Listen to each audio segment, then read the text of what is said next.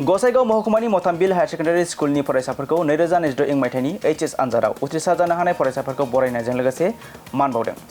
मख'जाथावदि मथामबिल higher secondary स्कुलनि फरायसाफोरा देग्लाय गिबि सेथि एचएस आनजाद लिरजेननाय लोगो लोगोनो 95 जौखोन्दो लाखिनोबो हायो। बेखौ लानानैनो गोजोननाय फोरमायदों गाहाय फोरोंगिरि जतीन्द्र नार्जारी बिथाङा। लोगोसे गोजान जायगानि कलेजाव फरायहैयालासिनो मेट्रिक आनजादाव उथ्रिसारनायनि उनाव खाथिनि मथामबिल हायर सेकेन्डारि स्कुलाव फरायनो खावलायो गाहाय फोरोंगिरि बिथाङा। हाबाफारियाव बाहागो लायो फरायसालिनि सामलाय आफादनि आफादगिरि दीपक नार्जारी, मथामबिल क्लास्टारनि सीआरसीसी नवीन नार्जारी, मथामबिल हायर सेकेन्डारि स्कुलनि गाहाय फोरोंगिरि जतीन्द्र नार्जारी, रायमना प्राइमारि बीपीएफनि आफादगिरि आरो समाज सिबियारि थानेश्वर बसुमतारी बिथांमोना लोगोसे हाबाफारियाव बाहागो लाबावो फरायसालिनि फोरोंगिरि बिथांमोनहा। आरो बे आयदायाव मथामबिल हायर सेकेन्डारि स्कुलनि गाहाय फोरोंगिरि जतीन्द्र नार्जारीया खौरांनि गेजेरजों माखासे बिबुंथि लाखियो। दिनै जोङो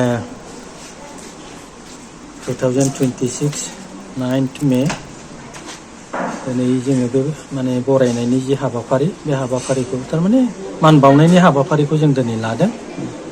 जिहेतु जोंना माने फार्स्ट बेच एबारनि माने जायफोर एचएस आनजादखौ उथ्रिसारनो हादों बिथांमोना जोंनि मथामबिल गोजौसिन फरायसालिनि फार्स्ट बेच आरो रिजाल्टखौ जुदि जोङो नोजोर होयोब्ला जोंना माने 14 जन फार्स्ट डिभिजन पास जादों, सेथि थाखोआव उथ्रिसारनो हादों आरो नैथि थाखोआवहाय 24 नाम्बार्सफ्रा उथ्रिसारनो हादों। ओमफ्राय सरासनस्रायै जुदि जों रिजाल्टखौ नायोबा फाराग गाज्रिबो होनजाला, 95% जादों। खिन्थु जों आसा खालामदोंमोन 100% जागोनखौ जों आसा खालामदोंमोन, नाथाय बिनि गेजेराव माने सानैया थालांदों।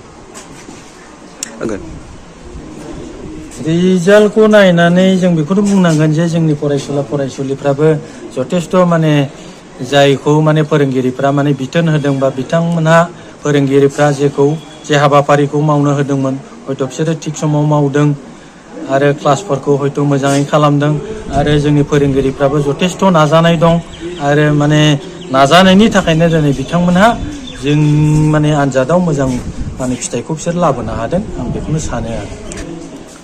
जोङो बे बेलायाव आङो पार्टिकुलारलि नैबे माने मथामबिल गोजौसिन फरायसालिनि जानानै आङो माने जोंनि आसाम सरकार आरो बिटिसि सरकारखौ आङो बिराद धन्यबाद होगोन।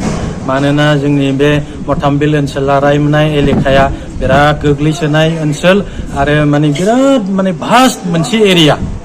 बिनिफ्राय जोंनि गथ'फ्रा मेट्रिक पास जानानै गोजानाव थांनानै फरायहैनांगौनि खुनु माने बांसिन फेमिलिफ्रानो माने जग्यथायानो गैया, खमथायानो गैया। जग्यता माने खमथायानो गैया। दा अनेक गथ'फ्रा नोङो माने ओरैनो माने मेट्रिक पास जानानै ओरैनो न'आव जिरायनानै थायोमोन। दा बे बेलायाव सरकारा जोंनि ओनसोलखौ नोजोर होनानै जोंनि माने फरायसालिखौ गोजौसिन फरायसालियाव आपग्रेड खालामदों। बेनि थाखाय आङो ओनसोलनि जानानै अनेक धन्यबाद होयो जोंनि सरकारखौ, आसाम सरकारखौ आरो बिटिसि सरकारखौ। लोगोसे आङो बिनि गेजेरजोंनो आङो खावलायबावनो लुबैदों जे माने इनफ्रास्ट्राक्चारफ्रा जोंहा दा माने टटेलि दंजोबसै होनजायो, फ्राय रेडि। नाथाय माने मोनसे बिथिङाव माने फोरोंगिरिनि बिथिङाव जोंहा एसे अभाब जानानै दं। बे बिथिंखौबो माने जोंनि सरकारा निस्सय नायगोन फैगौ दिनफ्राव, आं बेखौ मिजिंथियो। आरो जोंनि बे गोग्लैसोनाय जि ओनसोल, बे गोग्लैसोनाय ओनसोलनि जे गथ' गथाय, बे गथ' गथायफ्रा निस्सय मोजां सोलोंथाइखौ मोननो हागोन, बेखौ आं मिजिंथियो। आङो जोंनि बे ओनसोलनि जायफोर गार्जियान, नैबे गार्जियानफोरखौ आं बेखौनो खावलायहरगोन जे फोरोंगिरिफोरनिल' दायथ' नङा, सासे गथ'आ रोंनांगौबा बिमा बिफाफ्राबो समानै दायथ' लाफानांगोन, गथ' गथायखौ एसे नोजोर होनांगोन। दा बेखिनिखौ खालामोबानो गथ' गथायखौ एसे नोजोर होनानै फरायसालियाव फैनायफोरखौ एसे नोजोर होनानै जाहाथे माने फरायसालियाव रेगुलार खालामनो हायो, नैबेफोरखौ एसे नोजोर होनानै जोंखौ मदद होयोबा निस्सय बे ओनसोला माने सोलोंथायाव जौगाखांनाय फैगोन।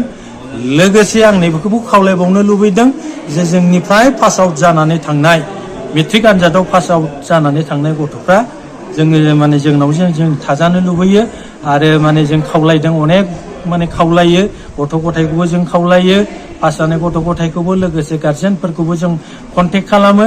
नाथाय बिसोरो मोनसे नेगेटिभ एप्रोच लाबोबाय थानो नागिरो, माने जमदुवाराव थाङो, फरायहैयो।